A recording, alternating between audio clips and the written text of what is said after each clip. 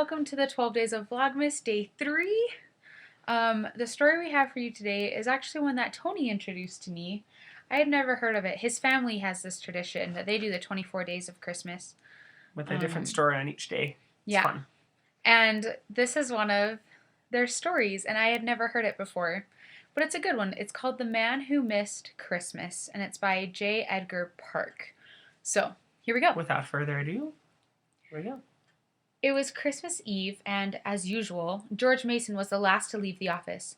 He walked over to a massive safe, spun the dials, swung the heavy door open, making sure the door would not close behind him. He stepped inside. A square of white cardboard was taped just above the topmost row of strong boxes. On the card, a few words were written. George Mason stared at those words, remembering. Exactly 1 year ago, he had entered this selfsame vault. And then, behind his back, slowly, noiselessly, the ponderous door swung shut. He was trapped, entombed in the sudden and terrifying dark. He hurled himself at the unyielding door, his hoarse cry sounding like an explosion. Through his mind flashed all the stories he had heard of men found suffocated in time vaults. No time clock controlled this mechanism. The safe would remain locked until it was opened from the outside. Tomorrow morning. Then realization hit him. No one would come tomorrow. Tomorrow was Christmas. Once more he flung himself at the door, shouting wildly until he sank on his knees exhausted. Silence came. High-pitched, singing silence that seemed deafening. More than 36 hours would pass before anyone came. 36 hours in a steel box 3 feet wide, 8 feet long, 7 feet high. Would the oxygen last? Perspiring and breathing heavily, he felt his way around the floor. Then, in the far right-handed corner, just above the floor, he found a small, circular opening. Quickly, he thrust his finger into it and felt, faintly but unmistakable, a cool current of air. The tension release was so sudden that he burst into tears. But at last he sat up. Surely he would not have to stay trapped for the full 36 hours. Somebody would miss him. But who? He was unmarried and lived alone. The maid who cleaned his apartment was just a servant. He had always treated her as such. He had been invited to spend Christmas Eve with his brother's family. The children got on his nerves and expected presents. A friend had asked him to go to a home for elderly people for Christmas Day and play the piano.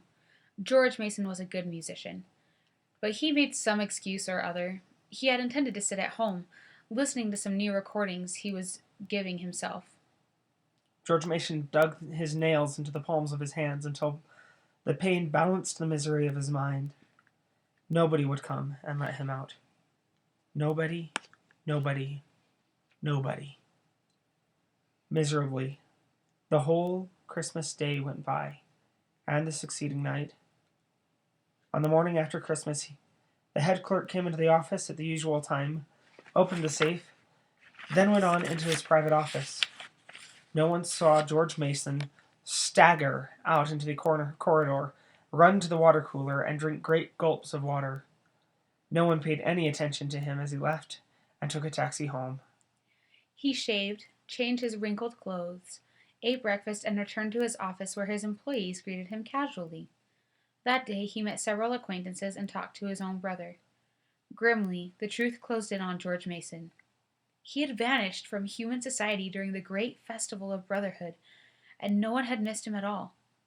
Reluctantly, George Mason began to think about the true meaning of Christmas. Was it possible that he had been blind all these years with selfishness, indifference, pride?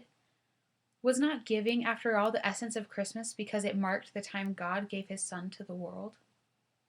All through the year that followed, with hesitant deeds of kindness, with small, unnoticed acts of unselfishness, George Mason tried to prepare himself. Now once more it was Christmas Eve. Slowly he backed out of the safe, closed it.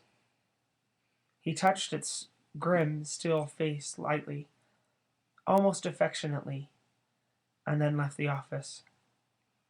There he goes now in his black overcoat and hat, the same George Mason as a year ago. Or is it?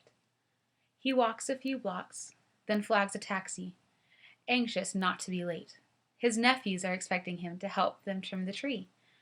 Afterwards, he is taking his brother and his sister-in-law to a Christmas play. Why is he so happy?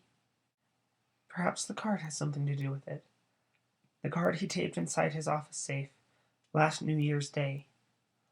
On the card is written, in George Mason's own hand, to love people, to be indispensable somewhere. That is the purpose of life.